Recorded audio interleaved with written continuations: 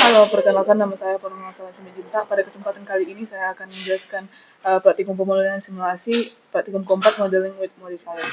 Jadi pada praktikum kali ini ada tiga objek yang perlu dibuat, yaitu barel, tangga, dan tangan robot.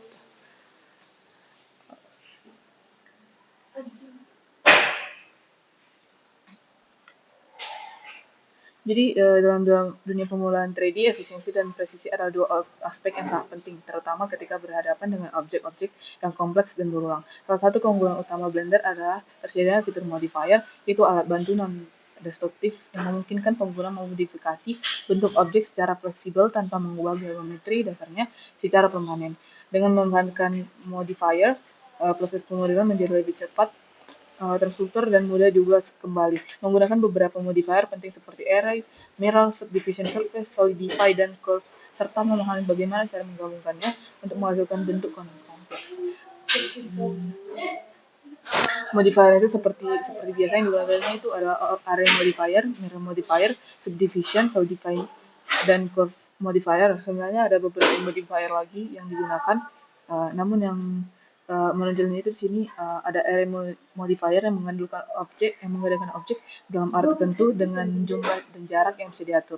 Sangat berguna untuk membuat susunan elemen berulang seperti papan barel atau anak tangga.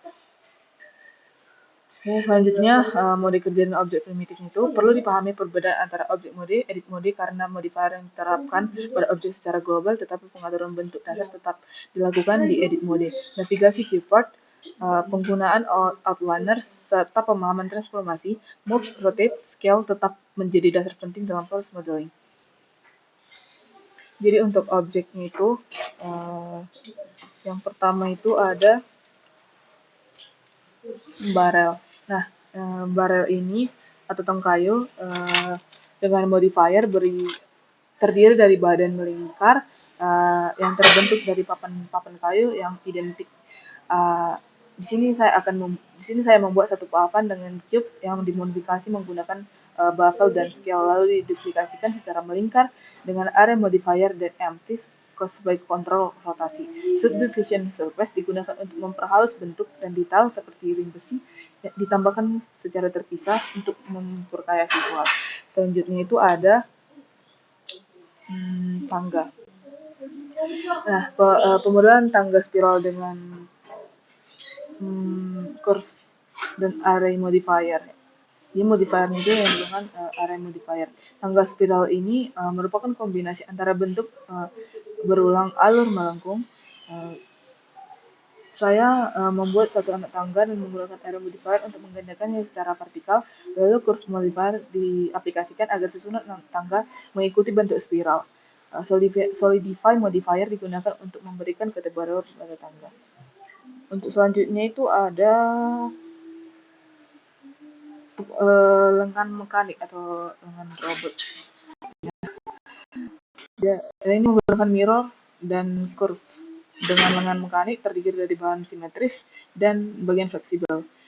Saya memulai dari silinder yang dimodifikasi menjadi segmen logam, lalu menduplikasinya menggunakan array sepanjang jalur curve untuk simetri antara sisi kanan dan kiri lengan. Mirror modifier digunakan komponen ujung seperti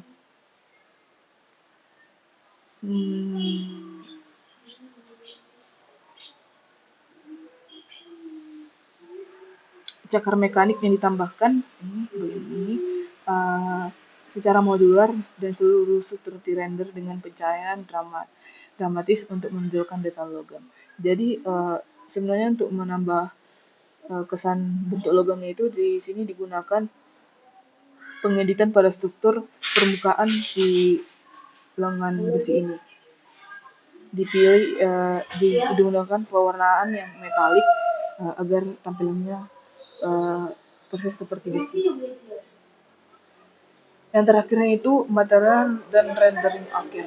Jadi untuk semua objek itu, setelah modeling selesai, saya mempelajari penambahan material seperti kayu, logam, dan plastik melalui shader editor. Pencahayaan akan diatur menggunakan area light untuk mendapatkan hasil visualnya realistis. Akhir sesi ditutup dengan proses rendering menggunakan cycles.